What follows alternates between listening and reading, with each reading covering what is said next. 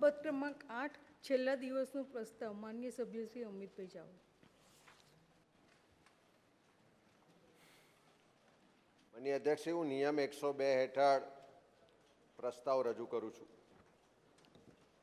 માનનીય અધ્યક્ષ, ગુજરાતમાં સામાજિક ન્યાય માટે જાતીય આધારિત વસ્તી ગણતરી અનિવાર્ય બની ગઈ છે. રાજ્યમાં દિન પ્રતિદિન સામાજિક આર્થિક અસમાનતા અને જાતીય આધારિત ભેદભાવના બનાવો પણ વધી રહ્યા છે, જે આપણા સૌના માટે ચિંતાનો વિષય છે.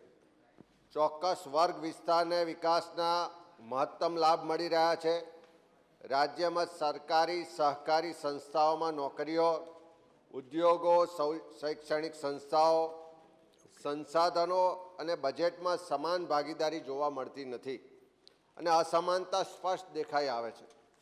રાજ્યના લોકો, જાતિ સમૂહો વચ્ચેની આર્થિક, શૈક્ષણિક, સામાજિક અસમાનતા દૂર કરવા જાતિઓ વચ્ચેની સામાજિક અસમાનતા ઓળખવી જરૂરી છે. વંચિત જાતિઓ સમૂહોની ઓળખ થશે તો રાજ્યની નીતિ નિર્ધારિત કરવામાં, સંશોધનોનું ન્યાયિક વિતરણ કરવામાં અને યોજનાઓ બનાવવામાં મદદરૂપ થશે. રાજ્યમાં જાતિ આધારિત વસ્તી ગણતરી વગર સંસાધનોનું ન્યાયિક સમાન વિતરણ શક્ય નથી. રાજ્યમાં ચોક્કસ જાતિ સમૂહની વસ્તી વર્તમાન આર્થિક શૈક્ષણિક સ્થિતિના આંકડા વિગતો ન હોવાને કારણે ફક્ત એસસી, એસટી, ઓબીસી અનામત વ્યવસ્થાના આધારે અનામત નીતિથી જાતિઓમાં સામાજિક આર્થિક પરિસ્થિતિઓમાં કેટલું સકારાત્મક કે નકારાત્મક પરિવર્તન આવ્યું તે જાણી શકાતું નથી. જાતિ વસ્તી ગણતરીથી રાજ્યની પ્રવર્તમાન નીતિઓ, યોજનાઓના પાલન અને તેના પરિણામોની સાચી માહિતી મળશે. જાતિ ગણતરીના આંકડાઓથી રાજ્યના નીતિ નિર્માતાઓને વર્તમાન નીતિઓ, બજેટમાં શું સુધારો કરવો તે પણ જાણી શકાશે અને સમાજનું સાચું ચિત્ર ઉભરીને આવશે. સ્વતંત્ર ભારતની 1951થી 2011 સુધીની દરેક વસ્તી ગણતરીમાં અનુસૂચિત જાતિઓ અને અનુસૂચિત જનજાતિઓની ગણતરી ડેટા અને આંકડા એકઠા કરવામાં આવે છે, પરંતુ અન્ય પછાત વર્ગ અને અન્ય જાતિઓના આંકડા એકઠા કરવામાં આવતા નથી. ગ્રામ્ય અને શહેરી ક્ષેત્રના પરિવારોની આર્થિક સ્થિતિના આંકડા મેળવવા અને પછાતપણાના સૂચકોની ઓળખ મેળવવી પણ જરૂરી છે. વસ્તી ગણતરી રાજ્યની વસ્તીનું સામાન્ય ચિત્ર આપે છે, જ્યારે સામાજિક આર્થિક જાતિ ગણતરીથી રાજ્યની સહાયતા ઈચ્છતા રાજ્ય પર આધારિત સામાજિક સમૂહો, જાતિ સમૂહોને નિર્ધારિત કરવામાં ઉપયોગી બને છે. રાજ્યમાં સામાજિક, શૈક્ષણિક, આર્થિક અસમાનતા દૂર થાય, વંચિત જાતિ સમૂહોને વિકાસના મૂળ પ્રવાહમાં ભાગીદાર બનાવી શકાય. જાતિ ગણતરીના આંકડાને આધારે રાજ્યની નીતિ, બજેટ આયોજનમાં જરૂરી સુધારા વધારા કરવા, રાજ્યમાં અનુસૂચિત જાતિ, અનુસૂચિત જનજાતિ, અન્ય પછાત વર્ગ, લઘુમતી સમાજોની લાગણી માગણીને ધ્યાનમાં લઈ સરકાર જાતિ આધારિત વસ્તી ગણતરી કરાવે તે જરૂરી છે. નામદાર સુપ્રીમ કોર્ટ દ્વારા પણ અન્ય પછાત વર્ગને સ્થાનિક સ્વરાજ સંસ્થાઓમાં અનામત બેઠકો ફાળવવા સંદર્ભે રાજ્યો અને અન્ય પછાત વર્ગની ગણતરી કરવા ભલામણ કરેલ છે. जितनी संख्या भारी उसकी उतनी हिस्सेदारी ये सिद्धांत ने ध्यान में पण राखवामां आवे. वर्ष 2022 में नामदार सुप्रीम कोर्टे आर्थिक रीते पछात एटले के ईडब्ल्यूएस ने 10% अनामत ने मान्यता आपी है. ईडब्ल्यूएस अनामत ने बंधारणीय समर्थन आपवा माटे जाति गणतरी में अन्य पछात वर्गोनी साथे उच्च जाति अने वर्गोनी गणतरी करवी पण जरूरी बने छे. कलेक्शन ऑफ स्टेटिस्टिक एक्ट 2008 मुजब राज्य सरकार ने जरूरी गणतरी करी आंकड़ा एकठा करवानी सत्ता होय. राज्य सरकार सत्वरे सामाजिक आर्थिक गणतरी करावे अने ते माटे आ सभागृह चर्चा करे एवो प्रस्ताव रजू करूं. अर्जुन भाई ने कहीं नहीं ये पहला वच्चे कहीं है हमने पॉइंट ऑफ ऑर्डर मार्फत आपनु अने गृहनु ध्यान दौरवा मागू छूं माननीय अध्यक्षश्री. માનની અમિતભાઈએ જે છેલ્લા દિવસનો પ્રસ્તાવ રજૂ કર્યો એમાં નામદાર સુપ્રીમ કોર્ટના નામે એમનું એક કોટેશન છે, જે કોટ છે હું વાંચું છું. નામદાર સુપ્રીમ કોર્ટ દ્વારા પણ અન્ય પછાત વર્ગને સ્થાનિક સ્વરાજની સંસ્થાઓમાં અનામત બેઠકો ફાળવવા સંદર્ભે રાજ્યોને અન્ય પછાત વર્ગોની ગણતરી કરવા ભલામણ કરેલ છે. માનનીય અધ્યક્ષશ્રી, આ સ્ટેટમેન્ટ છે એ મિસલીડિંગ છે. સુપ્રીમ કોર્ટનો પણ જે કોર્ટ છે એનાથી જુદું છે. એ ઉપરાંત ગ્રહને પણ ગેરમાર્ગે દોરાયેલું છે. એનું જે ઓરિજિનલ કોટેશન આ પ્રકારનું છે માનનીય અધ્યક્ષશ્રી, કે setting up A dedicated commission four collecting empirical data on the OBC population, specifying the proportion of reservation and ensuring that the cumulative share of reserve seats don't breach 50% of the total seats. Gujarati તર્જુમો માનનીય અધ્યક્ષશ્રી આ પ્રમાણે છે કે નામદાર supreme court દ્વારા રાજ્ય સરકારોને સમર્પિત આયોગની નિમણૂક કરવા જણાવેલ હતું અને ઓબીસી વસ્તીના એમ્પિરિકલ એટલે પછાતપણાના જે પ્રયોગમૂલક સ્વરૂપ છે અને એની અસરો એનો ડેટાનો અભ્યાસ કરી સ્થાનિક સ્વરાજ્યની સંસ્થાઓમાં ઓબીસીના પ્રતિનિધિઓને પ્રતિનિધિત્વ આપવા આદેશ કર્યો છે. એણે વસ્તી ગણતરી કરવા નહીં, પરંતુ એમ્પિરિકલ ડેટા છે એ ડેટા છે એ મેળવવાનો આદેશ કરેલો હતો. માનનીય અધ્યક્ષશ્રી, આ પ્રમાણે મહારાષ્ટ્ર સરકારે સીધું જ 27% રિઝર્વેશન આપી દીધું. 50%ની સીલિંગ સુપ્રીમ કોર્ટે મૂકી હતી એટલા માટે. અને સ્વાભાવિક છે કે આપણા રાજ્યમાં પણ 50%ની આસપાસ આપણી ઓબીસીની વસ્તી છે, જે સ્વીકારાયેલી વાત છે. એમ ત્યાં પણ એટલી જ વસ્તી હતી. તો ત્યાં પણ એ ઓર્ડરને પણ સ્ટે કરી દીધો કે એમને એમ નહીં, તમે એમ્પિરિકલ ડેટા લઈ આવો. એ ડેટા લઈ આવ્યા પછી ત્યાં 27% રિઝર્વેશન માન્ય રહ્યું, અને એ પણ ઓબીસી કમિશન મારફત. અહીંયા પણ આપણે જે સુપ્રીમ કોર્ટનું જજમેન્ટ હતું એ પ્રમાણે ઓબીસી કમિશન, ઝવેરી કમિશન નિમ્યું, એણે જે ડેટા આપ્યો એ ડેટાને આધારે 50%ની લિમિટમાં આપણે ઓલરેડી રિઝર્વેશન આપેલું છે. એટલે જે મારો મુદ્દો આ જે અમિતભાઈની જે 3 લાઈન છે, 2.5 લાઈન છે, એના પૂરતો છે. એ મિસલીડિંગ છે. એટલું હું ગ્રહનું અને આપનું ધ્યાન દોરું છું. માન્ય એક મિનિટ. હા, આપ વાત કરો પછી માન્ય એક મિનિટ. માન્ય મંત્રીશ્રી પહેલી વાત કરી લે, પછી તમે કરો. માન્ય મંત્રીશ્રી. માનનીય અધ્યક્ષશ્રી, વિધાનસભાના નિયમો 11મી આવૃત્તિ પાના નંબર 38 ઉપર 97(1) જે જોગવાઈ છે, વાત એમની સાચી છે. જે ઓબ્ઝર્વેશન જે સુપ્રીમ કોર્ટે કહ્યું છે એ પ્રમાણેનું એ જજમેન્ટમાં ક્યાંક મિસઇન્ટરપ્રિટેશન થયું છે અને એને કોર્ટ જુદી રીતે કરાયું છે. એટલે વાત તો સાચી છે માનનીય અધ્યક્ષશ્રી, પણ 97(1) લખેલું છે આ નિયમની જોગવાઈઓને આધીન રહીને કોઈ પણ સભ્ય નિયમ 102 હેઠળના પ્રસ્તાવ સિવાયના પ્રસ્તાવમાં સુધારો કરવા માટે 2 દિવસની સૂચના આપીને સુધારો રજૂ કરી શકશે. કોઈ પણ નિયમ હેઠળ પ્રસ્તાવ આવ્યો માનનીય અધ્યક્ષશ્રી, એમાં 2 દિવસની સૂચના હોય, પરંતુ 102ના પ્રસ્તાવમાં ક્યાંય આવી જોગવાઈ નથી. વાત સાચી છે, પરંતુ આ નિયમોના આધીન આપણે આવો કોઈ સુધારો કરી શકતા નથી. પરંતુ આ જે મિસઇન્ટરપ્રિટેશન છે એ માનનીય અધ્યક્ષશ્રી ગૃહે ચોક્કસ નોંધ લેવી જોઈએ. માન્ય અમિતભાઈ. મંત્રીશ્રીએ ચોખવટ કરી દીધો તો હું વાત કરું કે એની પર એ કરવી? નહીં, એના ઉપર કંઈ કહેવું છે? માનનીય અધ્યક્ષ, મારી પાસે સુપ્રીમ કોર્ટનું જે જજમેન્ટ છે એની કોપી દાખલ થતાં પહેલાં છે સાહેબ. આ એમને પોઈન્ટ ઓફ ઓર્ડર ઉપર ચર્ચા ચાલે છે ને, એટલા માટે ફરી આપણે પોઈન્ટ ઓફ ઓર્ડર ઉપર એના ઉપર બોલવા દો. માનનીય અર્જુનભાઈએ જે મુદ્દો ઉઠાવ્યો છે ઇન્ટરપ્રિટેશનનો, મારી જોડે સુપ્રીમ કોર્ટનું જજમેન્ટની કોપી છે. હું આપ કહેશો તો એને કોટ કરીને કેવી રીતે એનું એક્ઝેક્ટ અમે જે ડ્રાફ્ટ કરીને આપ્યો તો એ મુજબ જ એનું અર્થ થાય છે, એ મુજબ તમને પ્રોવાઈડ કરીશું. માનનીય અર્જુનભાઈએ જે કોર્ટ એ કર્યો છે, સમર્પિત આયોગને ધ્યાનમાં રાખીને કોર્ટ કર્યો છે. રાજ્ય સરકારનો કદાચ એનું ઇન્ટરપ્રિટેશન હશે, પણ નામદાર સુપ્રીમ કોર્ટે એમ કીધું છે કે આ અન્ય પછાત વર્ગો છે એની વસ્તી ગણતરી કરો, અથવા તો એનો અભ્યાસ કરી અને એની જે સંખ્યા છે એનું યુનિટ નક્કી કર્યું છે કે ગામ હોય, તાલુકો હોય, જિલ્લો હોય કે શહેર હોય, એ મુજબ એની સંખ્યા નક્કી કરીને એના પ્રમાણમાં એને અનામત આપો.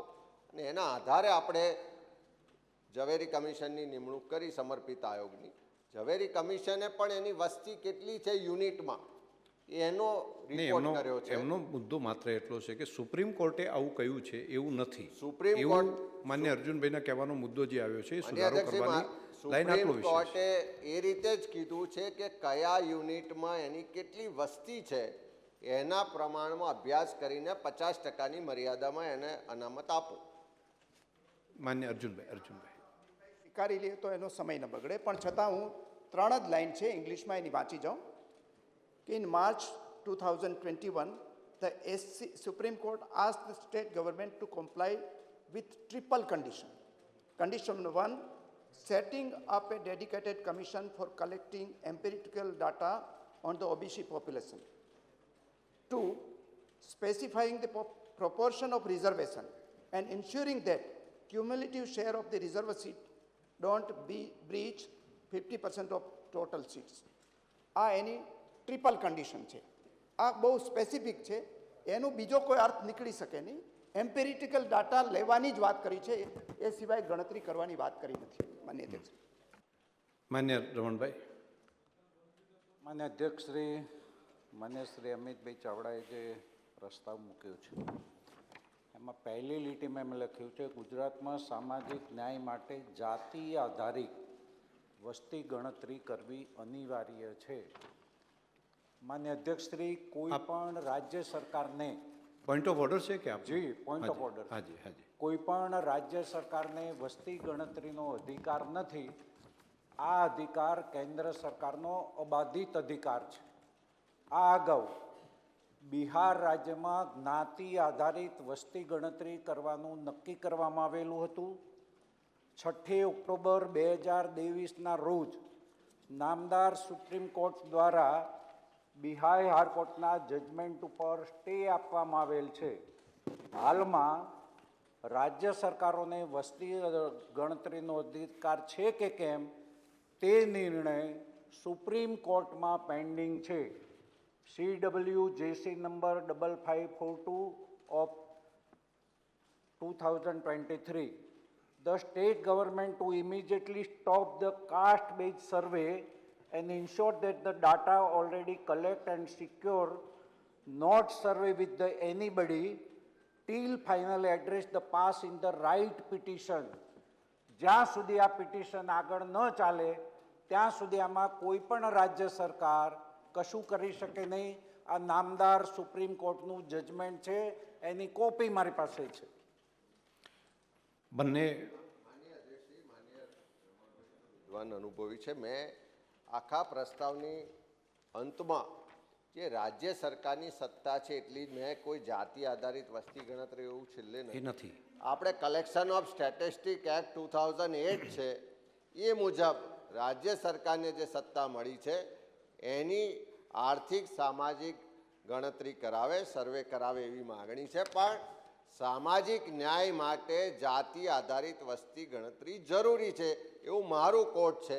માગણી જે છે કે કલેક્શન ઓફ સ્ટેટિસ્ટિક એક્ટ 2008 મુજબ કાર્યવાહી થાય. આમાં બે વિષય આવ્યા. એક તો માન્ય અર્જુનભાઈએ વાત કરી કે સુપ્રીમ કોર્ટનું આવું જજમેન્ટ નથી અને એનો ઉલ્લેખ પણ કર્યો અને એમને રાઇટિંગ પણ કર્યું.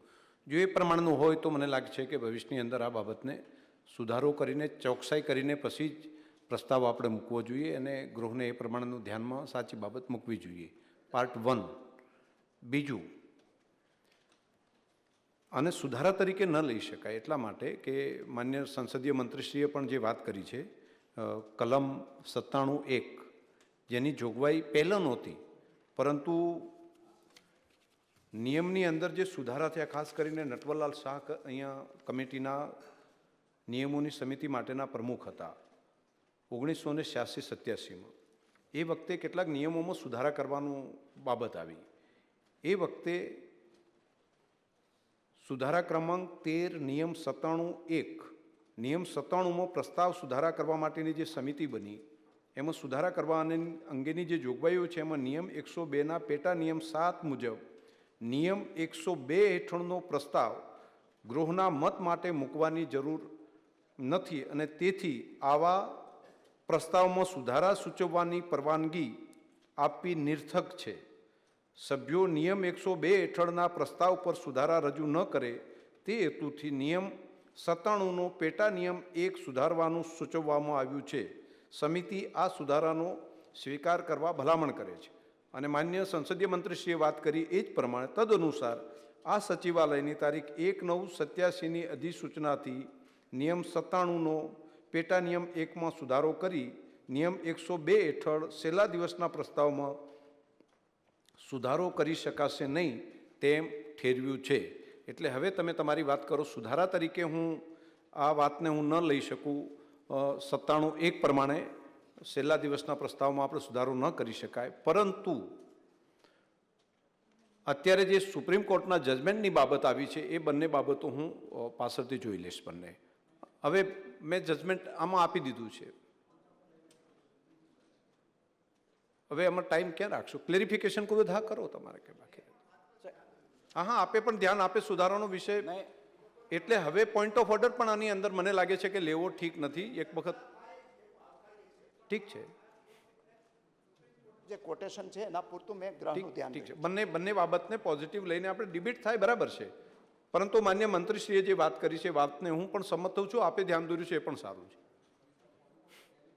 એવું છે કે માન્ય અમિતભાઈએ જે એમનું આપ્યું છે એમાં વર્ષ 2022માં નામદાર સુપ્રીમ કોર્ટ આર્થિક રીતે પછાત EWSને 10% અનામત. એ આપ જ્યારે ચર્ચામાં આપ આવે ત્યારે આપ મને ક્લિક કરજો ને, આપને અધિકાર છે. આ ચર્ચાનો વિષય નથી સાહેબ.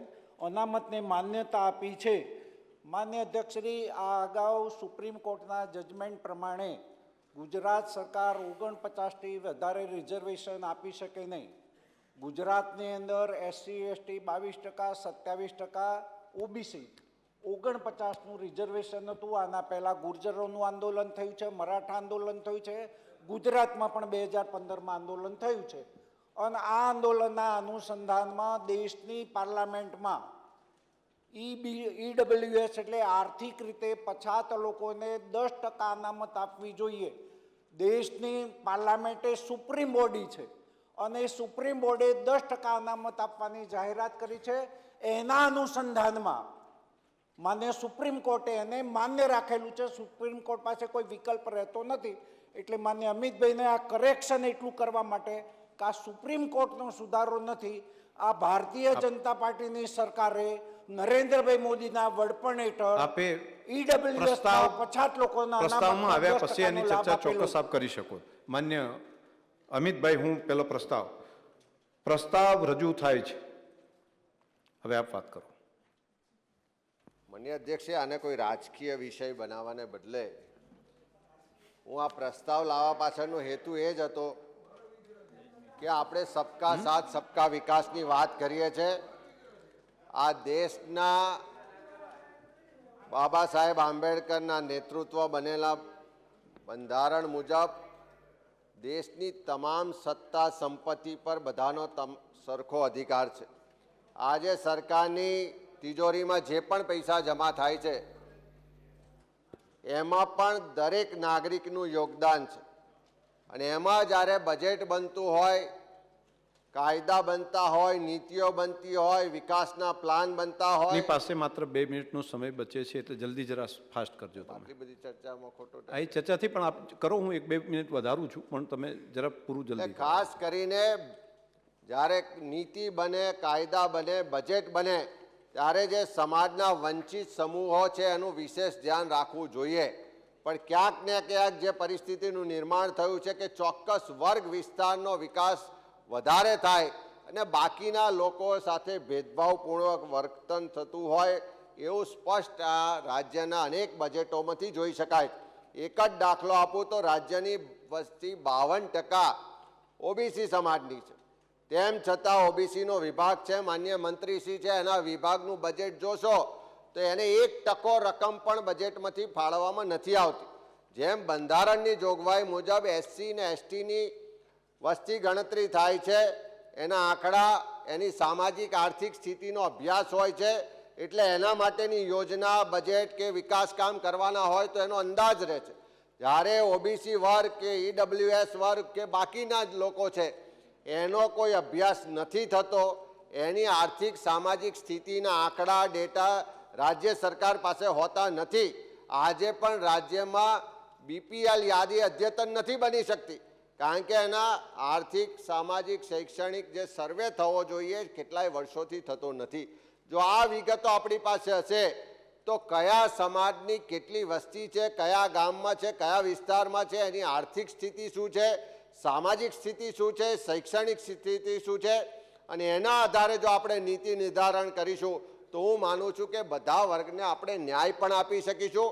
ખાલી સૂત્ર આપવાથી બધાને વિકાસમાં સહભાગી નહીં બનાવી શકાય, પણ એના માટેના ચોક્કસ નીતિઓ નિર્ધારણ કરવી પડશે, એના માટેના ચોક્કસ યોજનાઓ અને બાકીના કાયદા બનાવવા પડશે. અને આ બધું જ કરવા માટે તમારી પાસે ડેટા જોઈશે, એના આંકડા જોઈશે અને એની સાચી પરિસ્થિતિ પણ જોઈશે. ખાલી બંધારણે આપણને જે એસસી એસટી ઓબીસીને અનામત આપી, અનામત આપ્યા પછી એને રાજકીય અનામત મળી હોય, શિક્ષણમાં અનામત મળી હોય, નોકરીઓમાં અનામત મળી હોય, પણ એનાથી એ સમાજોના જીવન ધોરણમાં શું ફેરફાર આવ્યો, એની આર્થિક સામાજિક કે શૈક્ષણિક વ્યવસ્થાઓમાં કેટલા પોઝિટિવ પરિવર્તનો થયા કાં તો કેટલા નેગેટિવ પરિવર્તનો થયા, એ સમાજોમાં પણ એની પેટા જ્ઞાતિઓ છે એમાં પણ કયો વર્ગ કે કયો સમૂહ વંચિત રહી ગયો, આ તમામ બાબતોનો જો અભ્યાસ થાય, એના આંકડા હોય, એનો ડેટા હોય, તો રાજ્ય સરકાર એના આવનારા જે કાર્યક્રમો છે, બજેટ છે કે નીતિઓનું નિર્ધારણ કરે તો એમાં ઉપયોગી થાય. સાથે સાથે આપણે જે યોજનાઓ અત્યારની એક જ મિનિટ અત્યારની જે નીતિઓ છે એ આપણે વાતો તો કરીએ છીએ, બજેટ તો ફાળવીએ છીએ, પણ ચોક્કસ એ સમૂહો સુધી એનો લાભ પહોંચ્યો છે કે નહીં, એ સમૂહોના જીવન ધોરણમાં એની આર્થિક પરિસ્થિતિમાં સુધાર થયો છે કે નહીં, એનો પણ ડેટા ક્યારે મળે, જ્યારે આપણે એની ગણતરી કરીએ, એનો અભ્યાસ કરીએ. મારી રાજ્ય સરકારની જે સત્તા છે એના પૂરતી જ વિનંતી છે. કલેક્શન ઓફ સ્ટેટિસ્ટિક એક્ટ 2008 છે, જેમાં રાજ્ય સરકારને ડેમોગ્રાફિક રીતે સામાજિક આર્થિક ને શૈક્ષણિક સર્વે કરવાની સત્તા છે. મારી રાજ્ય સરકારને આ પ્રસ્તાવથી એટલી જ વિનંતી છે કે રાજ્ય સરકારને જે સત્તાઓ મળી છે એ મુજબ આ ગુજરાતના તમામ જ્ઞાતિઓનો સમૂહોનો સામાજિક આર્થિક ગણતરી કરવામાં આવે અને એના આધારે એક ડેટા પ્રસ્થાપિત થાય. અહીંયા જે સમર્પિત આયોગની વાત થઈ, માનનીય અધ્યક્ષ, સમર્પિત આયોગે બહુ આપ્યો તમને સમર્પિત આયોગે રિપોર્ટ આપ્યો, પણ આજ દિન સુધી આ રિપોર્ટ કોઈ પોર્ટલ પર કોઈ જગ્યાએ પ્રસિદ્ધ કરવામાં નથી આવતો. એણે જે ભલામણો કરી છે એ મુજબ અમલ પણ નથી થતી, અને એટલા જ માટે આ સર્વે થવો જરૂરી છે, જેથી કરીને આ રાજ્યમાં કોને કેટલો લાભ મળ્યો. પેલો બજેટનો હલવો બનતો હોય તો બનાવનાર માન્ય શ્રી રમણભાઈ વોરા. માન્ય અધ્યક્ષશ્રી, જાતિ આધારિત વસ્તી ગણતરીની વાત અહીંયા ચાલે છે. માન્ય અધ્યક્ષશ્રી, આ જ્ઞાતિ આધારિત વસ્તી ગણતરી પાછળ દેશમાં ખૂબ મોટું ષડયંત્ર ચાલી રહ્યું છે. આ ષડયંત્રના ભાગ સ્વરૂપે માન્ય અધ્યક્ષશ્રી, આ ભારતનું બંધારણ નથી. 2024ની ચૂંટણીમાં આખા દેશમાં લહેરાવીને કહેવામાં આવ્યું છે આમાં અમુક નથી. જે લોકોને બંધારણની સમજ ન પડે એના માટેનું સંક્ષિપ્ત વિવરણ એના આયોજકોએ કરેલું છે, આખા દેશમાં બતાવવામાં આવ્યું છે અને કહેવામાં આવ્યું છે માન્ય અધ્યક્ષશ્રી કે ભારતીય જનતા પાર્ટીની સરકાર સત્તામાં આવશે તો અનામત જશે.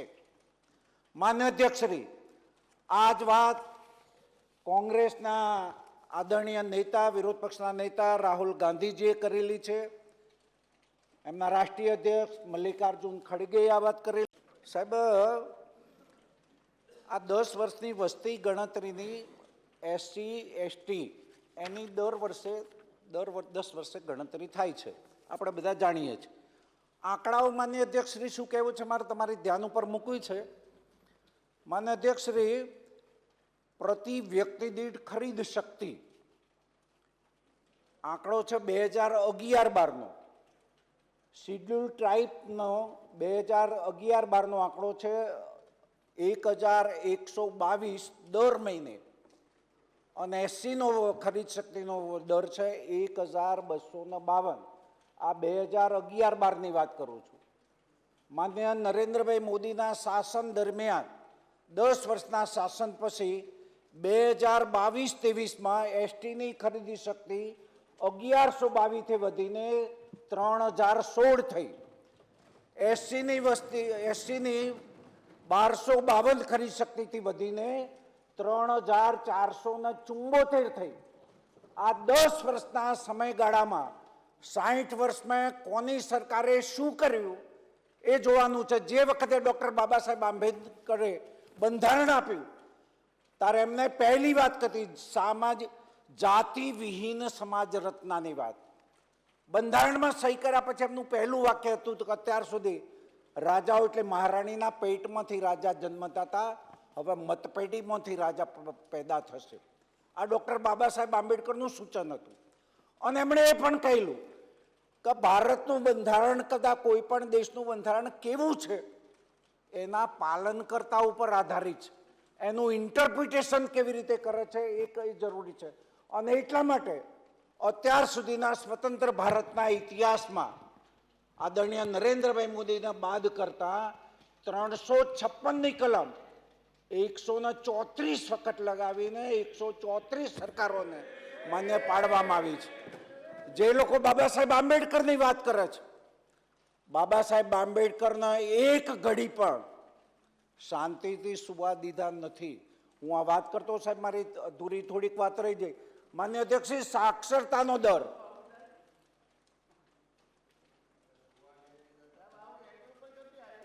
આ બધું આવે, આ બધું જ આવે. સાંભળ્યા કરો, સાંભળ્યા જ કરો. હવે પોઈન્ટ ઓફ ઓર્ડરમાં પછી પ્રશ્ન એવો થશે, બધા જો આપણે કર્યા કરશું તો થોડો સમય છે, એમાં પછી ચર્ચા પોઈન્ટ ઓફ ઓર્ડરમાં કેટલીક જતી રહી છે, પછી મંત્રીશ્રીનું આવવાનું મારે ઓછું થઈ જશે, બાકીના કઈ રીતે કરીશ? બોલો ને, શું કીધું? મને રમણભાઈએ જે ઉલ્લેખ કર્યો કે આ લોકોએ બાબા સાહેબ આંબેડકરને ચેનથી સુવા પણ નથી દીધા. બાબા સાહેબ આંબેડકર વિશ્વ વિભૂતિ છે, હવે આમાં એમને ચેનથી સુવા ના દીધા. એ તો કઈ રમણભાઈ તો જોવા ગયા નહીં હોય કે એમને કહેવા. ચલો હવે આમાં પોઈન્ટ ઓફ ઓર્ડર ન રહે. પણ એટલે એ શબ્દો રેકોર્ડ પર રહે બાબા સાહેબ આંબેડકર માટે કે ચેનથી સુવા દીધા નથી. બાબા સાહેબ આંબેડકર વિશ્વ વિભૂતિ એવા હતા કે જેમની નીંદ કોઈ આરામ કરી શકે નહીં. એમણે બંધારણ જોવરાઈ લઈશ. મારું ધ્યાન બીજે હતું, હું એક એના લીધે આજે બી ભલભલાની ઊંઘો ઉડી આજે જાય છે. માન્ય રમણભાઈ પોઈન્ટ ઓફ ઓર્ડર નથી રહેતો, અને હું પરિપ્રેક્ષમાં જોઈ લઈશ કે આખું કયા પરિપ્રેક્ષમાં એમણે વાત કરી છે, પાછળથી જોઈ લઈશ. માન્ય અધ્યક્ષ ડોક્ટર બાબા હવે સાહેબ આમાં આંબેડકર ટાઈમ પૂરો નહીં થાય એટલા માટે. માન્ય અધ્યક્ષ ડોક્ટર બાબા સાહેબ આંબેડકર 6 ડિસેમ્બર 1956ના દિવસે દિલ્હી ખાતે 26 અલીપુર રોડ ઉપર એમને છેલ્લા શ્વાસ છોડ્યા. એમના પાર્થિવ દેહને મુંબઈ લઈ જવાનો હતો. ડૉક્ટર બાબા સાહેબ આંબેડકર શ્રમ અને રોજગાર મંત્રી હતા, ડૉક્ટર બાબા સાહેબ કાયદા મંત્રી હતા. એમના પાર્થિવ દેહને દિલ્હીથી મુંબઈ જવા માટેનું પ્લેન પંડિત જવાહરલાલ નહેરુની સરકારે નહોતું આપ્યું. એટલું નથી માન્ય અધ્યક્ષશ્રી, એ દિવસોમાં ડૉક્ટર બાબા સાહેબ આંબેડકરના પાર્થિવ દેહને જ્યારે અગ્નિ સંસ્કાર આપવાનો હતો ત્યારે 1 લાખ કરતાં વધારે લોકો ઘૂંટણભર પાણીની અંદર ઊભા રહીને એમના અગ્નિદાહ આપ્યો છે. સરકારે એમને યોગ્ય જગ્યાએ અગ્નિદાહ આપવાની વ્યવસ્થા કરી નહોતી. અને એટલા માટે માન્ય અધ્યક્ષ મારે કહેવું પડે છે કે 1955 પંડિત સ્વર્ગસ્થ જવાહરલાલ નહેરુને ભારત રત્ન એવોર્ડ મળ્યો. 1971 સ્વર્ગસ્થ શ્રીમતી ઇન્દિરા ગાંધીબેનને એવોર્ડ મળ્યો, ભારત રત્ન એવોર્ડ મળવો જોઈએ. 1984માં સ્વર્ગસ્થ રાજીવ ગાંધીનો ભારત રત્ન ઇલકાબ મળવો જોઈએ. ડૉક્ટર બાબા સાહેબ આંબેડકરના કેમ નહીં? અત્યાર સુધી દલિતોના નામે વોટ બેંક કરીને સત્તા પર બેઠેલા લોકોએ ડૉક્ટર બાબા સાહેબ આંબેડકરના ભારત રત્નનો ઇલકાબ આપ્યો નહોતો. દિલ્હીના સેન્ટ્રલ હોલમાં બાબા સાહેબ આંબેડકરનું સ્ટેચ્યુ મૂકવામાં આવ્યું નહોતું. બાબા સાહેબ આંબેડકર જ્યાં જન્મ્યા એ તીર્થભૂમિને ક્યારેય કોંગ્રેસે સ્વીકારી નથી, માન્ય અધ્યક્ષશ્રી. અને એટલા માટે મેં કહ્યું કે પહેલી વખતે ડૉક્ટર બાબા સાહેબ આંબેડકરના બંધારણની શરૂઆત કોઈએ કરી હોય તો તત્કાલીન મુખ્યમંત્રી ગુજરાતના આદરણીય નરેન્દ્રભાઈ મોદીએ સુરેન્દ્રનગરની પવિત્ર ધરતી પરથી બંધારણ સંવિધાન યાત્રા કાઢીને આ બંધારણને એમને મહત્વ આપ્યું છે. અત્યાર સુધીમાં દેશના લોકોને બંધારણીય દિવસ કયો ખબર નહોતી. 26મી નવેમ્બર બંધારણ દિવસ ઉજવીને 3 દિવસ સુધી એની ચર્ચા, તમે તમારો ટાઈમ ના બગાડશો. ચર્ચા આ દેશે પહેલી વખત કરી છે. મારા કહેવાનો મતલબ છે કે જે બાબા સાહેબ આંબેડકરના બંધારણના નામે ચાલો છો એ બાબા સાહેબ આંબેડકરને સાચી શ્રદ્ધાંજલિ આપવાનું કામ કર્યું નથી. આજે હમણાં સુપ્રીમ કોર્ટે પણ કહ્યું કે જે લોકો 5000 વર્ષોથી જે દલિત સમાજ અત્યાચારનો ભોગ બનતો આવ્યો છે, આઝાદીના હજુ 75 વર્ષ નથી થયા અને અત્યાર સુધી તમે તો આગળ વધી ગયા અને એના માટે SC ST બધા આગળ વધી ગયા, અમે પાછળ રહી ગયા. મારા માન્ય અધ્યક્ષશ્રી એટલું જ કહેવાનું છે કે જ્યારે 1931માં બક્ષીપંચ માટેની માન્ય અધ્યક્ષશ્રી વાત કરી હતી, અનામત ઓબીસીની અનામત, ત્યારે એ વખતે 52% હતી. આ 1931થી 52% આવે છે. આ મને વધતો આંકડો વધતો નથી, ઘટતો નથી. આ 52નો આંકડો ક્યાંથી આવ્યો એ કદાચ અમિતભાઈને ખબર નહીં હોય અને ન પણ હોય, એમાં કંઈ ખોટું નથી. માન્ય શ્રી નરેશભાઈ પટેલ. માન્ય અધ્યક્ષશ્રી, આ ગૃહના સન્માન્ય સભ્ય શ્રી અમિતભાઈ ચાવડા જાતિ આધારિત વસ્તી ગણતરી કરવા માટેનો જે પ્રસ્તાવ નિયમ 102 મુજબ જે લાવ્યા છે એના ઉપર મારા વિચારો રજૂ કરું છું. માન્ય અધ્યક્ષશ્રી, જ્યારે જાતિ આધારિત ગણતરીનો જ્યારે વિષય આવે છે તો સ્વાભાવિક છે કે આદિવાસી સમાજમાંથી મારે પણ આ ગ્રહની અંદર મારા વિચારો રજૂ કરવા જોઈએ. માન્ય અધ્યક્ષશ્રી, આ દેશની અંદર જ્યારે બી જાતિ આધારિત ગણના થઈ છે ત્યારે દરેક રાજ્ય ઉપર અને રાજ્ય પરથી એના ST હોય કે SC હોય કે OBC હોય પણ એના પરથી ડેટા લેવામાં આવે છે. 1951થી 2011 સુધી મને લાગે ત્યાં સુધી મોટાભાગનું શાસન કોંગ્રેસનું ગયું છે. એમાં કદાચ અટલ બિહારી વાજપેયીજીનો, સ્વર્ગીય અમારા પ્રધાનમંત્રીજીનો જો કદાચ આપણે બાદ કરીએ તો એમનું 5 વર્ષ કે જરા તરા વધારાનું હશે. તો આટલા શાસનની અંદર આ ગ્રહના ઘણા વડીલ સભ્યો પણ છે. અમિતભાઈની જ્યારે હું એમની વાત સાંભળતો હતો કે બંધારણીય રીતે જે રીતે STને એના રીતે હક મળવો જોઈએ, પછી એ અનામતનો વાત આવે કે એના વિસ્તારનો વિકાસનો આવે, SCને પણ એ રીતે મળવો જોઈએ. માન્ય અધ્યક્ષશ્રી, હું બહુ ચોક્કસપણે એક આદિવાસી આગેવાન તરીકે કહું છું કે અમને આદિવાસીને 15% પ્રમાણે જે મને લાગે ત્યાં સુધી 21 જિલ્લામાં અમારી આદિવાસી સમાજ મળી આવે છે.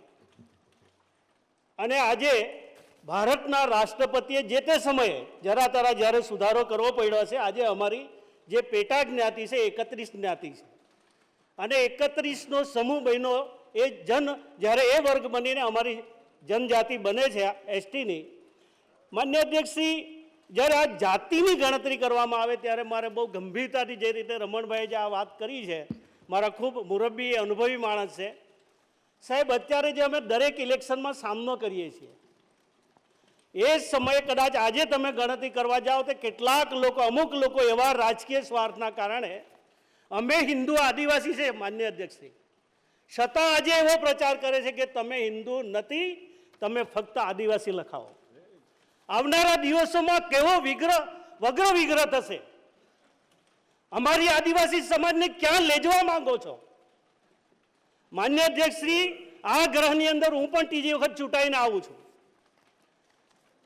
આદરણીય પ્રધાનમંત્રી શ્રી જે સમયે આ રાજ્યની અંદર ધુરા સંભાળી એ સમયે એમણે પૂરો અભ્યાસ કર્યો કે ભૂતકાળના શાસનમાં લાંબા સમય સુધી કોંગ્રેસનું શાસન રહ્યું, તેમ છતાં પણ આદિવાસી સમાજને જે મળેલો હક પ્રમાણે એને એના વિસ્તારનો વિકાસ નથી થતો ને એટલા માટે જ વનબંધુ પેકેજ બનાવ્યું અને આજે 15% વસ્તી પ્રમાણે અમારા વિસ્તારની અંદર આજે વિકાસ થઈ રહ્યો છે. એમાં જરા પણ કોઈ ભેદભાવ નથી. પણ જ્યારે પેટા જ્ઞાતિઓની જ્યારે ગણતરી કરશે તો માન્ય અધ્યક્ષશ્રી આવનારા દિવસોમાં કેટલો વગ્ર વિગ્રહ થશે એ આપણે કલ્પના પણ નહીં કરી શકીએ. ને એટલા માટે અમિતભાઈ અમે તમારી વાત સાથે સહમત નથી. તમે જે ગણતરી કરી રહ્યા છો ઓબીસીને પણ કંઈ અન્યાય થતો નથી, એસટી એસસીને પણ કોઈ અન્યાય થતો નથી.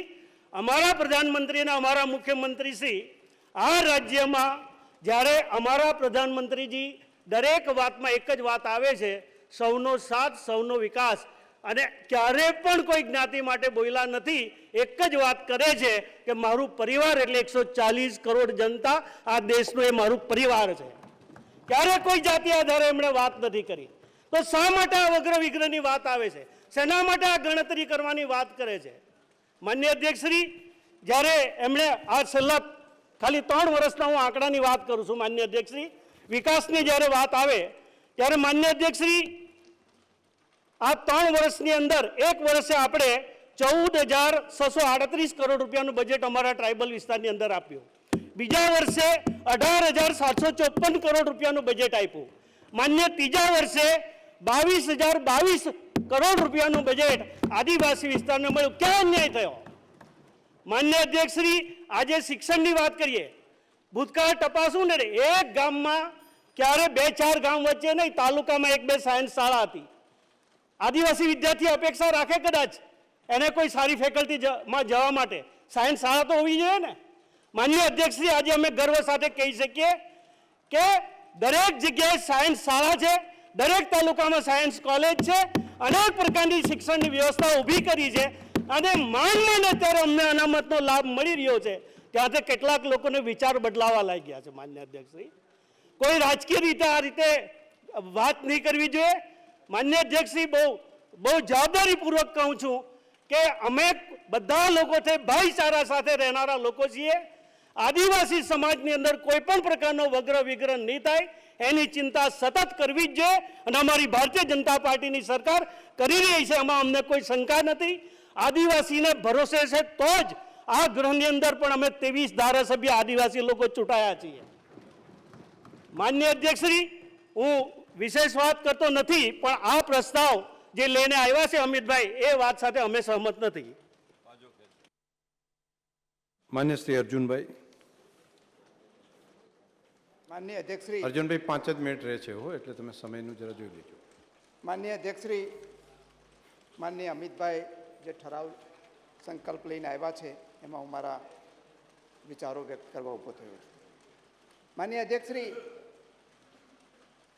અત્યાર સુધી કોંગ્રેસ પક્ષે જ્યારે સત્તામાં હતા ત્યારે જે ન કર્યું એ અત્યારે માગણી કરવા જઈ રહી છે. આટલા વર્ષ વિચાર ના આવ્યો, અત્યારે શું કરવા આવ્યું?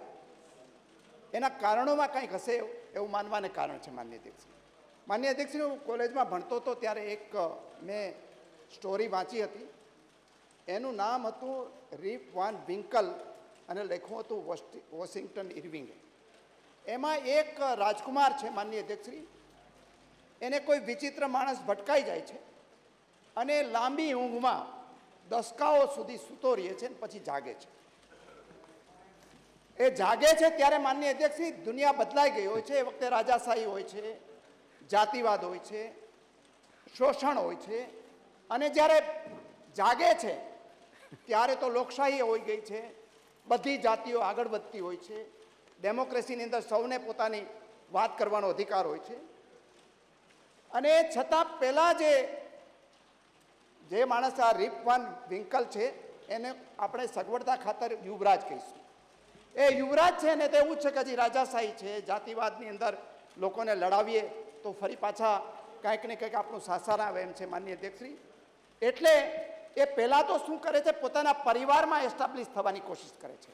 એટલે સમજદાર વડીલોને દૂર કરી નાખે છે અને પછી માલિક થઈ જાય છે, પછી અખતરાઓ કરે છે, પણ એને લોકોનો ટેકો મળતો નથી.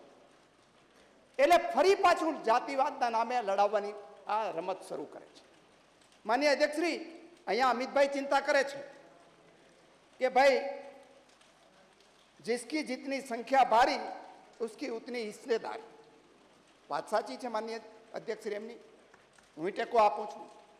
ઓબીસીની વસ્તી ખૂબ સારી છે અને જે યુવરાજ વાત કરે છે એની જાતિની વાત આપણે કરવી નથી, પરંતુ વર્તમાન વડાપ્રધાન છે એણે તો સબકા સાથ સબકા વિકાસનો વાત કરી, કોઈ જાતિવાદની વાત નહોતી કરી. અને છતાં એ ગરીબનો દીકરો, ચા વેચનારાનો દીકરો આજે વડાપ્રધાન છે, જેની વસ્તી વધારે છે એનો પ્રતિનિધિ આજે બેઠો છે. અને એ પ્રતિનિધિ એટલે જ્ઞાન, ગરીબ, યુવા, અન્નદાતા અને નારી, આ સૌથી વધારે જેનો વિશ્વાસ સંપાદન કર્યો છે માનનીય અધ્યક્ષ ત્યાં બેઠા છે. એટલે આની પાછળ જો અમિતભાઈનો ઈરાદો એવો હોત કે આનાથી કંઈક ફાયદો થાય એવો છે તો જરૂરથી ટેકો આપો. તમારે વાત એવી છે ગણતરી કરીને આપણે એમ કહેવું છે કે 52% વસ્તી છે, 52% વસ્તી બધા સ્વીકારે છે, કોણ ના પાડે છે. અને મેક્સિમમ 27.5% એને અનામત આપી શકાય છે, સરકારે આપી જ દીધી છે દરેક તબક્કાની અંદર. અને કંઈ ઘટતું હોય તો ભૂપેન્દ્રભાઈની સરકાર બેઠી છે, બધું કરવા માટે તૈયાર છે. પણ આ તો વોટ નથી મળતા એટલા માટે કરવું છે તો માનનીય અધ્યક્ષશ્રી ચાલશે નહીં. અને આ છે મારીને ભાગી જવું એવી વાત છે. પ્રજાની વચ્ચે રહ્યો, જરાક તમે મજૂરી કરો છો તો ત્યાંય મજૂરી કરવાનો કહો, એને સમજો કે ગરીબી કેવી રીતે હોય. મોદી સાહેબે ગરીબી જોઈ છે, એમણે તો 7 પેઢીમાં ગરીબી નથી જોઈ, અને છતાં ગરીબોની વાત કરીને લેવું છે. એટલે એને છેલ્લી એક વાત કરી લો માનનીય અધ્યક્ષશ્રી. માનનીય અધ્યક્ષશ્રી, જો કંઈક ઘટતું હોય તો માનનીય અમિતભાઈને, બધા સાથી મિત્રોને, મારા બધા મિત્રો છે એને કહું છું કે આ ભાનુબેને બહુ સરસ બુકલેટ આ ઓબીસી જાતિઓ માટે શું શું કરી શકાય એની વિકસતી જાતિઓ વિકાસના પંથે આ બુકલેટ છે, એ વાંચી જજો. ઘટતું હોય તો માનની ભાનુબેનને કહેજો. અહીંયા મુખ્યમંત્રીશ્રી અને કનુભાઈ ઉદાર છે, કંઈ ઘટતું હશે તો કરી દેશે. બેન, તમે પણ બુકલેટ જે છે તમારી પાસે હોય તો બધા મિત્રોને મોકલાવજો એવી મારી વિનંતી સાથે મારી વાત પૂરી કરું છું. માન્ય મંત્રીશ્રી. માનનીય અધ્યક્ષશ્રી, માનનીય અમિતભાઈ આજે જે પ્રસ્તાવ લઈને છેલ્લા દિવસનો આવ્યા છે, સાહેબ એવું લાગે છે કે આ પ્રસ્તાવથી જાતિ ગણતરી એક જ માત્ર દેશના વિકાસ માટેનો વિકલ્પ વધ્યો છે. એમનો આખો મેં પ્રસ્તાવ વાંચ્યો, પ્રસ્તાવની અંદર એવું જ ફલિત થાય છે. આખા પ્રસ્તાવની અંદર જાતિ આધારિત વસ્તી ગણતરી એક જ પ્રકારનો એજન્ટ વર્ષોથી કોંગ્રેસે રાજ કર્યું છે. 1947થી આજ સુધી ભાગલા પાડો રાજ કરોની નીતિ અંગ્રેજો પાસેથી શીખી હતી. અને અંગ્રેજો સાહેબ શીખવાડતા ગયા હતા, લાંબુ રાજ કરવું હોય તો કોઈ દિવસ દેશને એક થવા દેશો નહીં, 2 જ્ઞાતિઓને એક થવા દેશો નહીં, નહીં તો લાંબુ રાજ્ય નહીં કરી શકો. સાહેબ, આ તો સદનસીબ હતા, ભારતના સદનસીબ હતા. 21મી સદીનું પ્રભાત ગુજરાતથી પડ્યું.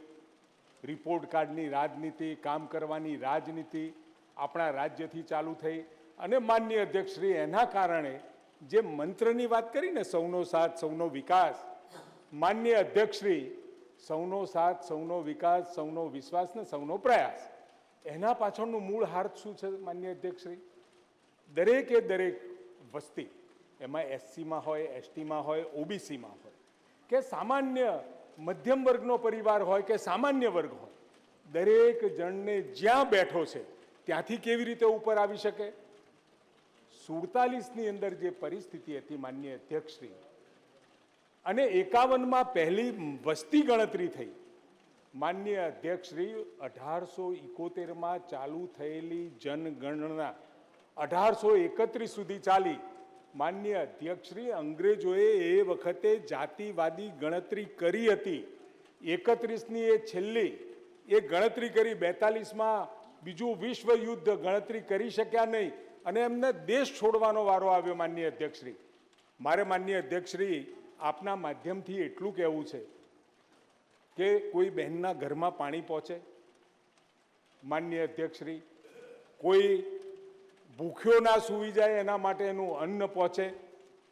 કોઈ ગરીબ ઘર હોય તો એ ગરીબ ઘરની અંદર PMJY એટલે કે આયુષ્યમાન કાર્ડ પહોંચે, 24 કલાક વીજળી પહોંચે, અને 24 કલાક વીજળી પહોંચે એટલે ક્યાંક નાનો મોટો રોજગાર કરવાનો અવસર, એના દીકરાઓને ભણવાનો અવસર, કાચું મકાન હોય તો પાકું મકાન આપવાનો નિર્ધાર, એ આ સબકા સાથ સબકા વિકાસ અને સબકા પ્રયાસમાં આવી જાય.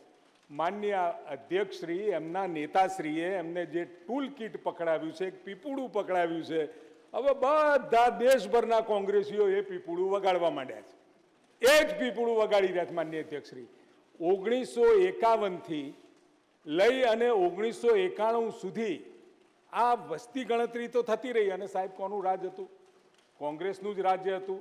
અને એ કોંગ્રેસના રાજ્યમાં ક્યારે 51માં તો જવાહરલાલ નહેરુએ, મારી પાસે બધા એવિડન્સ છે, એમાં કહ્યું હતું કે વસ્તી જાતિ આધારિત વસ્તી ગણતરી એ દેશ માટે ઘાતક છે, આવું ના કરી શકાય. એટલું જ નહીં માનનીય અધ્યક્ષશ્રી, SC ST નો પણ જો વિરોધ કોઈએ કર્યો હોય તો એ વખતે 1951માં જવાહરલાલ નહેરુજીએ કર્યો હતો. આજે પણ એ ઓન રેકોર્ડ છે માનનીય અધ્યક્ષશ્રી, એ ઓન રેકોર્ડ છે માનનીય અધ્યક્ષશ્રી. માનનીય અધ્યક્ષશ્રી, હું આપને માનનીય અધ્યક્ષશ્રી, આ એમના પ્રવચનો, આ એમના ઇન્ટરવ્યુનો ઓથેન્ટિક, હું આપને મારું પ્રવચન એક જ મિનિટ જરા ટૂંકમાં પૂરું કરો. પોઈન્ટ ઓફ ઓર્ડર છે કે માનનીય અધ્યક્ષશ્રી, મારો સમય પોઈન્ટ ઓફ ઓર્ડર એટલા માટે છે કે એમણે એમ કીધું કે જે તે વખતે વડાપ્રધાન જવાહરલાલ નહેરુએ SC ને ST નો વિરોધ કર્યો હતો. એટલે એવા કોઈ માનો કે રેકોર્ડ હોય તો રજૂ કરે કે વિરોધ કર્યો હતો, જેથી કરી આ પૂર્વ પ્રધાનમંત્રી શ્રી માટે એવું કોઈ વાત રેકોર્ડ પર ના જાય એટલા માટે. એવો તમારી પાસે કોઈ રેકોર્ડ હોય તો આપો. 24 નો હા આપો, અર્જુનભાઈને ચાલુ કરો. Anand Sharma, member of Congress working committee, જે હાઈએસ્ટ બોડી છે કોંગ્રેસની, એમણે કાગળ લખ્યો છે કોંગ્રેસ પ્રેસિડેન્ટ ખડગેજીને, અને એમાં એમણે કોટ કરેલું છે. એ હું આપને બતાવું માનનીય અધ્યક્ષશ્રી. એમાં લખ્યું છે કે ઇન્દિરા ગાંધીએ 1980માં શું કીધું હતું કે ના જાત પર ના પાત પર મોહર લગેગી હાથ પર. એ પછી રાજીવ ગાંધીએ 1990માં કીધું હતું માનનીય અધ્યક્ષશ્રી, we have a problem if casteism is going to be made a factor for parliamentary and assembly constituencies. So Congress cannot stand by and watch this nation being divided. માનનીય અધ્યક્ષ, એની પહેલા આખી સ્ટોરી છે. અમિતભાઈને જો જોતો હોય તો આનંદ શર્માનો 19મી માર્ચ 2024નો કાગળ હું એમને આપીશ. આખો 3 પાનાનો કાગળ છે, હું વાંચીશ તો ટાઈમ જશે, એટલે મારી પાસે છે બધું. અર્જુનભાઈને બધો અનુભવ હશે એટલે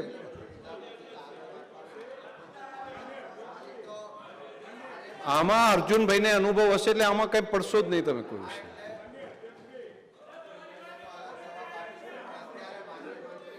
પોઈન્ટ ઓફ ઓર્ડર, તમે 1 મિનિટ આપ બેસશો બધા. એમણે પૂર્વ વડાપ્રધાનશ્રીને કોટ કરીને કીધું છે, આવા કાગળો તો કોઈ એવિડન્સ નથી. આપની પાસે એવિડન્સ હોય તો ત્યાં આગળ એમને પણ આપજો, મને પણ આપજો. ચલો આગળ, ચલો આગળ. પહોંચેની વ્યવસ્થા કરું છું. માનનીય અધ્યક્ષશ્રી, એક મિનિટ પાછળ તમારે પોઈન્ટ, તમે સમય બહુ ઓછો છે અમને. એમનું સ્પષ્ટ કહેવું છે કે ભારતના પ્રથમ વડાપ્રધાન જવાહરલાલ નહેરુનો કોઈ રેકોર્ડ હોય તો આપો. કાશ્મીરની અંદર 370ની કલમની અંદર ST SC નું નામ નિશેષ કરી રહ્યો ને એનાથી મોટું કોઈ પ્રમાણપત્ર ન હોઈ શકે. એ જવાહરલાલ એ મંત્રીશ્રીને કીધું છે. માન્ય આપ મંત્રીશ્રી, માન્ય મંત્રીશ્રી. માનનીય અધ્યક્ષશ્રી, 51, 61, 81 ને 91 સાહેબ એ વખતે એમનું શાસન હતું. ક્યારે પણ એમને એ બાબતે વિચાર્યું નહીં કે જાતિ આધારિત વસ્તી ગણતરી કરીએ. માનનીય અધ્યક્ષશ્રી, OBCનો વિચાર એમને નહોતો કર્યો. OBC તો મોરારજી દેસાઈએ મંડલ કમિશનની રચના અને એના પછી એનો પ્રસ્તાવ અને સ્વીકાર પણ ભાજપમાં જ થયો. માનનીય અધ્યક્ષશ્રી, આ 27% જો આપવાનો કોઈને શ્રેય જતો હોય તો એ માનનીય અધ્યક્ષશ્રી ઓછા વર્ષોના શાસનમાં ભાજપને જાય છે.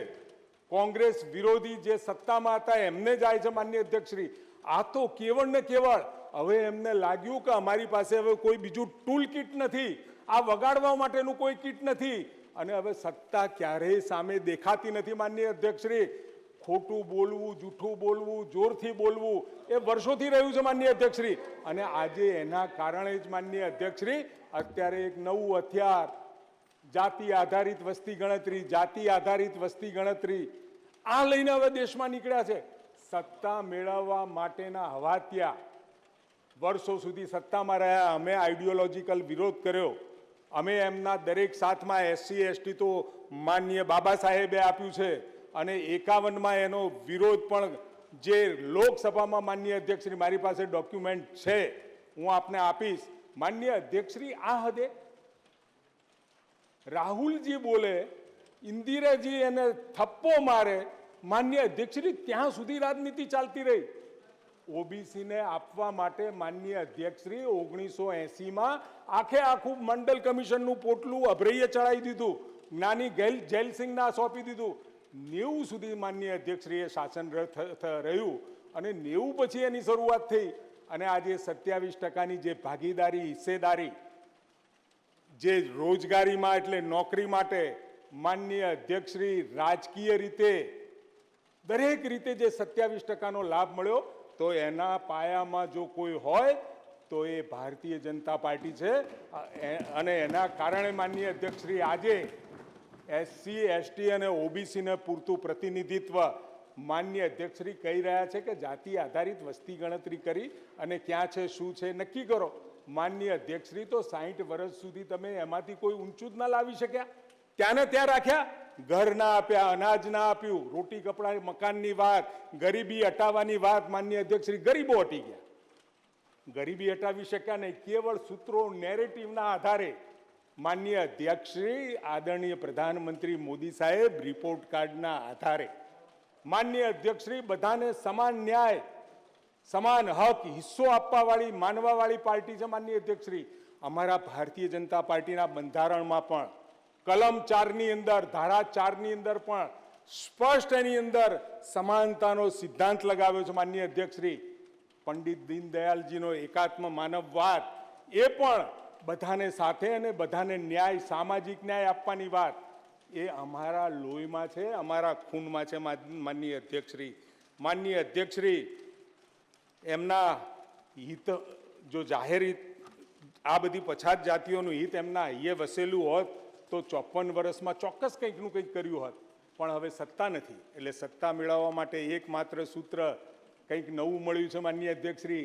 હમણાં તો પેલું બંધારણ લઈને ફરતા હતા માનનીય. મને પહેલી વખત ખબર પડી કે મને પહેલાં એમ હતું સાહેબ કે રમણભાઈએ બતાવ્યું એટલું જ બંધારણ હશે. આ તો ખોટા નેરેટિવ સેટ કરવા, એ કોંગ્રેસના બ્લડમાં છે, એના DNAમાં છે અને આ વર્ષોથી ચાલે છે. એમને એમ છે કે આઝાદીમાં કોંગ્રેસનો મોટો મહત્વનો ફાળો હતો, એમનું માનવું છે માનનીય અધ્યક્ષશ્રી. પણ માનનીય અધ્યક્ષશ્રી, કેટલાય શહીદો, 1857થી ચાલુ થયેલી આ ચળવળ 1947માં આપણને આઝાદી મળી, કેટલાય શહીદોના આધારે મળી છે. અને આ દેશના માલિક પોતે છે એવું માનતા હતા. અને એમને એમ હતું કે અમારી સત્તા તો આદિ અનાદિકાળ છે, કોઈ ફેરવી નહીં શકે. એના કારણે ક્યારેય SC ST સિવાય એમને વિચાર પણ નહોતો કર્યો. ને SC STમાં પણ જે તે વખતે બાબા સાહેબે આપી એમાં પણ એમનો વિરોધ હતો માનનીય અધ્યક્ષશ્રી. મારે બહુ ગર્વ સાથે કહેવું છે, આજે આદરણીય પ્રધાનમંત્રી મોદી સાહેબ એમના 10 વર્ષના શાસનની અંદર દરેક ક્ષેત્રની અંદર સાહેબ ઘરે ઘરે લાઇટ પહોંચતી થઈ ગઈ છે. 4 કરોડ પાકા ઘર આપ્યા અને 3 કરોડ નવા ઘર આપવાનું લક્ષ્યાંક છે માનનીય અધ્યક્ષશ્રી. પ્રત્યેક 50 કરોડ લોકોના હાથમાં આયુષ્યમાન કાર્ડ આપવાનું માનનીય અધ્યક્ષશ્રી. રસ્તાઓ આપવાની, લાઇટ આપવાની, આરોગ્યની વ્યવસ્થાઓ આપવાની, અનાજ આપવાનું. સાહેબ, કોઈ પણ નાનો વ્યક્તિ હોય, કોઈ પણ વર્ગનો હોય, અને એના હાથમાં જો બેઝિક ફેસિલિટી આવે તો સ્વાભાવિક છે એનું સ્તર એ જ્યાંથી છે ત્યાંથી ઉઠવાનું જ છે. હમણાં જ માનનીય અધ્યક્ષશ્રી રમણભાઈએ જે આંકડા આપ્યા 3 ગણી આવક વધારવા માટે, આ બધું ખૂબ કારગર નીવડ્યું છે માનનીય અધ્યક્ષશ્રી. આવક 2.5 ગણી વધી છે જનરલ પોપ્યુલેશનની, પરંતુ જેમ SC ST સમાજમાં 3 ગણી આવક કોના કારણે વધી માનનીય અધ્યક્ષશ્રી? જેનરિક સ્ટોર છે સાહેબ, દવા સસ્તી મળે છે, PMJY આયુષ્યમાન કાર્ડ છે, દવાનો ઈલાજનો ખર્ચ નથી કરવો પડતો, અનાજની ચિંતા નથી કરવી પડતી, કાચા ઘરમાં વરસાદ પડતો હોય તો એ વરસાદમાં પાકી છત આપવાનું કામ કર્યું છે, ઘર સુધી પહોંચવા માટે પાકી સડકો આપી છે, 24 કલાક વીજળી આપી છે. માનનીય અધ્યક્ષશ્રી, એ વીજળીના કારણે, નહીં તો એ ડુંગરાળ ને જંગલ વિસ્તારોમાં માનનીય અધ્યક્ષશ્રી ભણવું હોય ને તો લાઇટ ના હોય, ફાનસ અને દીવાના આધારે એ વિદ્યાર્થીઓને ભણવું પડતું હતું. આજ સાહેબ જંગલની અંદર ડુંગરા ઉપર 24 કલાક લાઇટ આપવાનું કામ કર્યું છે. એના બાળકો આજે મજબૂત થયા છે. માનનીય અધ્યક્ષશ્રી, સબકા સાથ સબકા વિકાસ, અને સાથે હવે માગી રહ્યા છે સૌનો વિશ્વાસ અને પ્રયાસ. આ મુહિમની અંદર વિશ્વાસ અને વિકાસના પ્રયાસની સાથે આખા ભારત દેશને દુનિયામાં સર્વપ્રથમ વિશ્વબંધુ બનાવવાની વાત એ મોદી સાહેબ કરી રહ્યા છે. ત્યારે ક્યાંક બીક લાગે છે. હવે એકય ટૂલ કિટ હાથમાં નથી, એકય પીપળું વાગતું નથી, એટલે આ નવું પીપળું સાહેબ લાયા છે, નવું ટૂલ કિટ લાયા છે અને અમિતભાઈના હાથમાં પકડાઈ દીધું છે. એ ટૂલ કિટ અહીંયા વગાડી રહ્યા છે, પીપળું અહીંયા વગાડી રહ્યા છે. માનનીય અધ્યક્ષશ્રી, મારું કહેવું એટલું જ છે માનનીય અધ્યક્ષશ્રી, જાતિ ગણના કરાવવા માટેનો જે આગ્રહ વર્ષો સુધી ના થયો, એમનું શાસન હતું, કર્યું નહીં, અને અચાનક આ જાતિઓ માટેનો પ્રેમ ક્યાંથી ઉભરાઈ ગયો? એને કોઈ દિવસ ઘર આપવાની ચિંતા કરી નહીં, રોડ આપવાની ચિંતા કરી નહીં, લાઇટ આપવાની ચિંતા કરી નહીં, આરોગ્યની વ્યવસ્થા આપવાની ચિંતા કરી નહીં. અને જ્યારે ઓબીસી ને આ 27% અનામત ત્રણેય પાંખમાં, એટલે રોજગારી હોય, રાજકીય હોય કે શૈક્ષણિક હોય, એ તમામે તમામ બાબતમાં જ્યારે આગળ પડી અને આ ભાજપના શાસનમાં આપવામાં આવી, એટલે માનનીય અધ્યક્ષશ્રી હવે નવું કંઈ ટૂલ કિટ જોઈએ. હવે એ ટૂલ કિટ એટલે જાતિ આધારિત વસ્તી ગણતરી, અને બંધારણ બદલી નાખશે. માનનીય અધ્યક્ષશ્રી, બંધારણ બદલવાની વાત અને વિષય, માનનીય અધ્યક્ષશ્રી, બંધારણ બદલવાનો નેગેટિવ નેરેટિવ સેટ કરવાનો. હવે આ નવો નેગેટિવ નેરેટિવ સેટ કરવા માટે માનનીય અધ્યક્ષશ્રી એ જ વાત અહીંયા જ્યારે આદરણીય અમિતભાઈ લઈને આવ્યા છે, ત્યારે આ પ્રસ્તાવ માનનીય અધ્યક્ષશ્રી કોંગ્રેસ દ્વારા જાતીય જનગણનાનો ઉદ્દેશ્ય સામાજિક ન્યાય સુનિશ્ચિત કરવાનો નથી. સામાજિક ન્યાયની અવધારણા સાથે કોંગ્રેસને કોઈ લાગતું વળગતું નથી.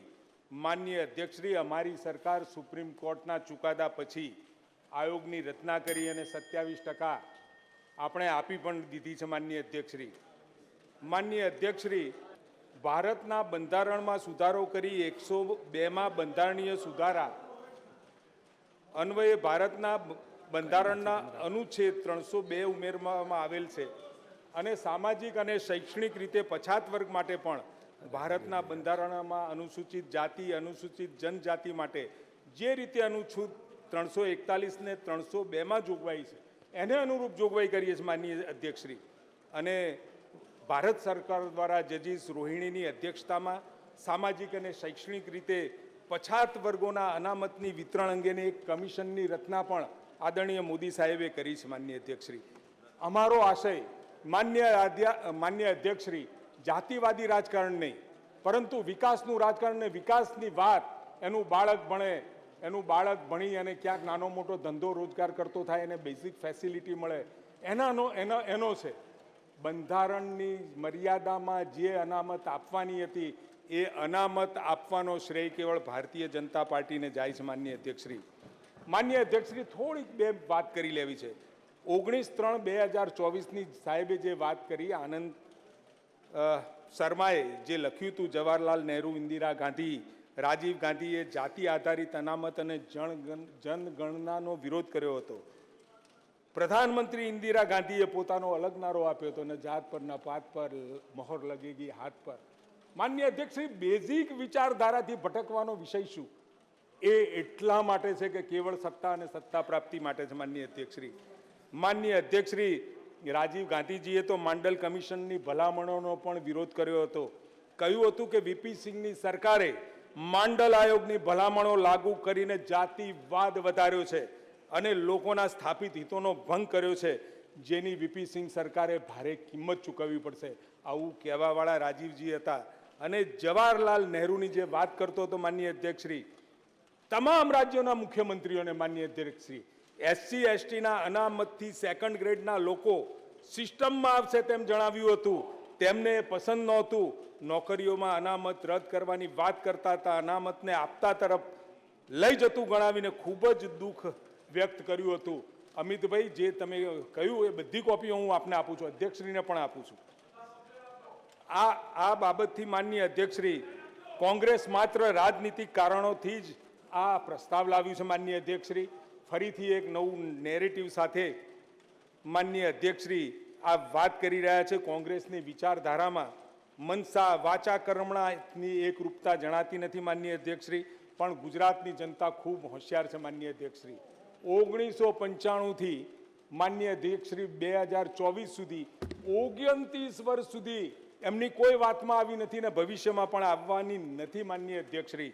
ગુજરાતની જનતા ભારતીય જનતા પાર્ટીની અંત્યોદયની વિચારધારાને વળગેલી પાર્ટી છે માનનીય અધ્યક્ષશ્રી. હું માનનીય અધ્યક્ષશ્રી આપના માધ્યમથી ગુજરાતની જનતાને સત વંદન કરું છું. અને માનનીય અધ્યક્ષશ્રી, આપણી ગુજરાતની જનતાએ આજે આપણા દેશને વિશ્વ ફલક ઉપર આપણા દેશનું ગૌરવ જે વધાર્યું છે એવા મોદી સાહેબને અર્પણ કરી ગુજરાતની સેવા કરી, અત્યારે દેશની કરી રહ્યા છે. અને વિશ્વ નેતા તરીકે જ્યારે પ્રસ્થાપિત થયા છે ત્યારે પ્રત્યેક OBC SC ST કોઈ સમાજનું હિત જોખમાવાનું નથી માનનીય અધ્યક્ષશ્રી. આટલી વાત કરી અને મારી વાતને પૂરી કરું છું. ધન્યવાદ. હવે ચર્ચા પૂર્ણ થાય છે. સભાગૃહની આજની બેઠકનું કામકાજ હવે પૂરું થાય છે. ગુજરાત વિધાનસભાના નિયમોના નિયમ 9(1) અને 2 હું આ સભાગૃહની બેઠક અનિશ્ચિત મુદત માટે મુલતવી રાખું છું. પોતાના સ્થાન ઉપર ઊભા રહેશો.